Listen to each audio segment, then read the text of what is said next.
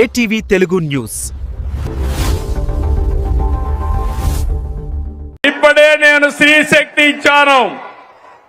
ఈ రోజు మీ అందరికీ హామీ ఇస్తున్నా, దసరా రోజున ఆటో డ్రైవర్లందరికీ వాహన మిత్ర కింద 15,000 రూపాయలు ఆర్థిక సహాయం చేస్తామని అనౌన్స్ చేస్తున్నాను.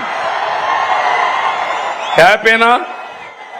సంతోషమా అని అడుగుతున్నా. ఎన్నికల్లో చెప్పాం, ఎన్ని కష్టాలున్నా చేస్తాం.